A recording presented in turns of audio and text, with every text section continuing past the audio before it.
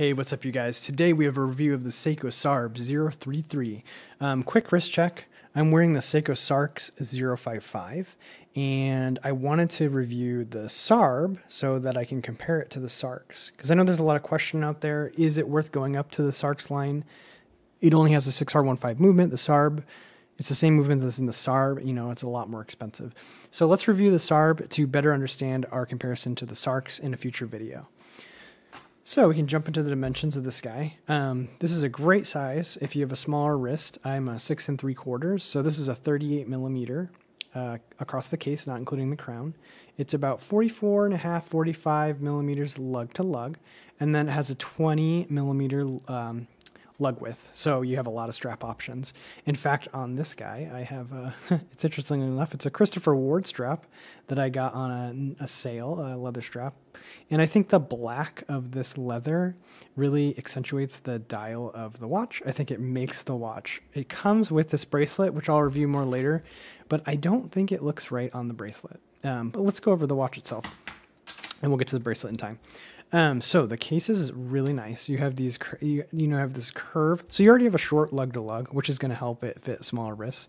But then you also have this nice curvature of the case, and the case finishing is very nice. It's interesting. I haven't seen this on any other watch.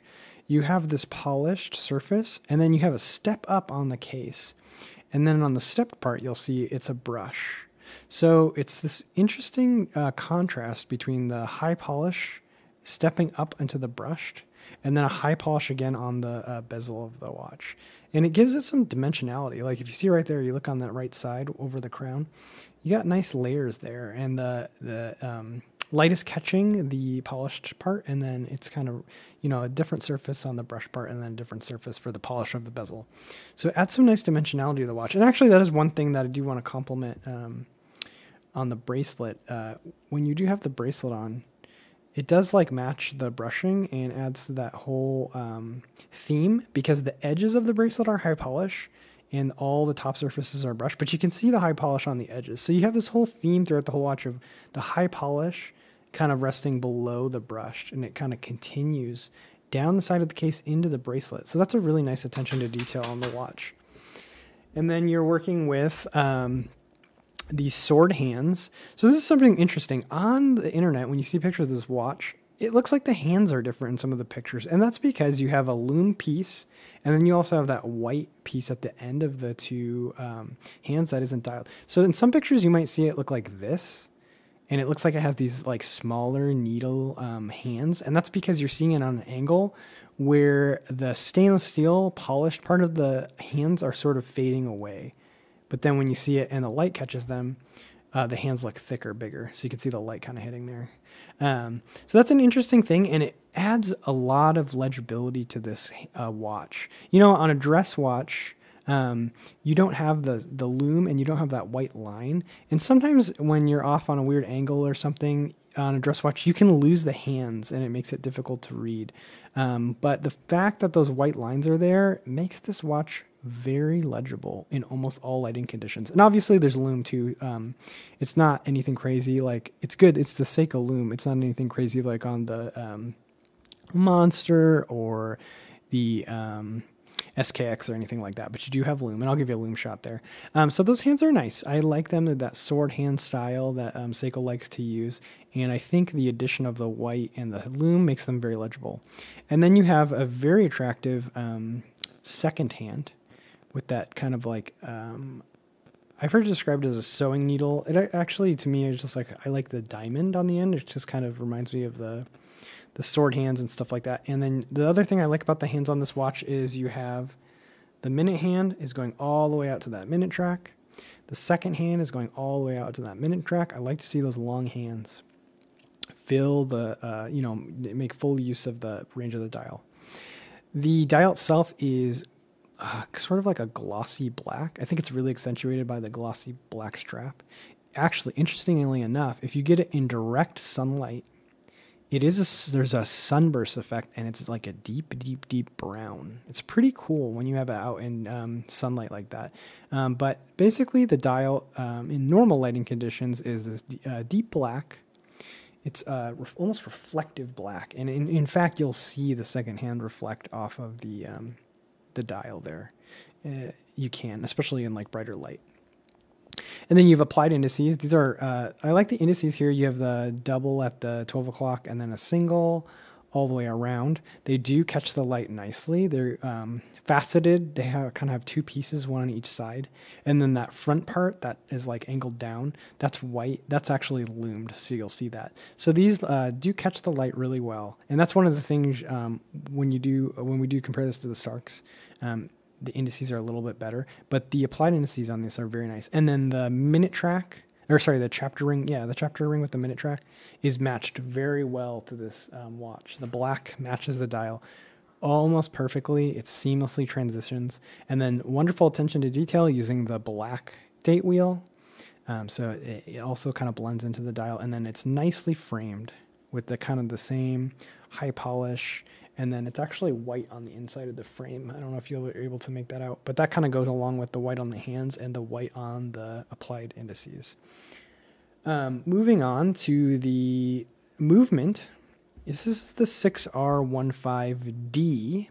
There's 6R15C. I don't know what the difference between the C and the D is, but I think the D is one of the newer ones. But this is a 21,600 beats per hour. So it's going to be that 6 beats per second. So a little bit slower than your 28.8. But this movement is nice that it has a Spron mainspring. And what that gets you is about 50 hours of power reserve. So if this is your work watch, you could wear it, your dress work watch, you wear it Friday, you take it off, you put it on the counter, you put it in your watch box. Monday morning, it should still be running. And this guy is quite accurate. This one has been running, I want to say plus or minus, I haven't been tracking it too closely, but I want to say plus or minus 2 or 3 seconds a day. So extremely accurate. So it is nice, you have it running and you pick it up and it's still ready to go, accurate within, less than 30 seconds over the weekend. And then you have this display case back. I like these display case backs. It's fun to see the watch there. And you can see on the rotor, there is some decoration. You got that striping that catches the light nicely. And then this is obviously hand winding. Well, not obviously, but this is a hand winding and hacking. So you can hand wind. And I don't know if you can hear that, but and I love this on watch, extremely tactile when you're winding it. You feel the feedback, these individual clicks of the click spring. It's very nice to wind. I like when there is actually a little bit of resistance and tactile feedback, unlike on some watches where it's just like buttery smooth. I like to feel like I'm winding it up. And then this guy, obviously, or not obviously, I don't know why I keep saying that.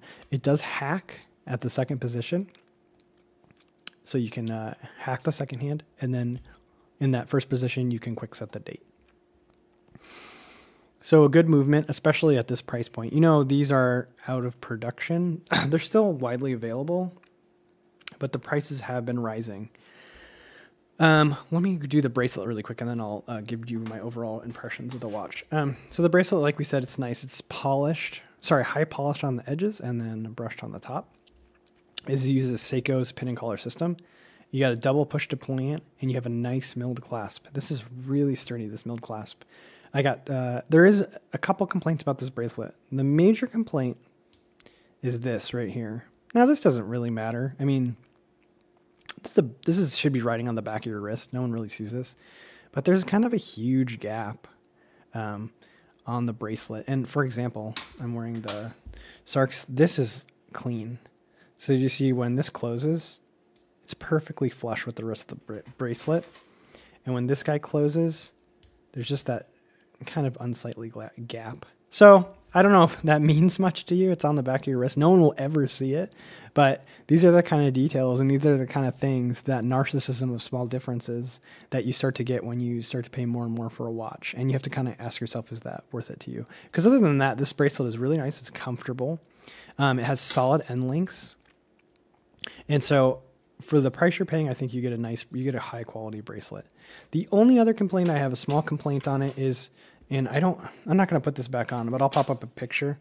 There tends to be kind of a gap at that first link position. That kind of bothers me. I don't think you would notice it unless you look for it, but it's not as flush. Like it's that first position. There's a gap here, where on this watch, it's fitted better, I feel, where it's flush with the case of the watch. So That's my only other complaint. But other than that, I think the bracelet's nice. I think the overall package you get for the original price, if you can get one of these, if you could get it for the original price, it's totally worth it. These are going up to like $500 now.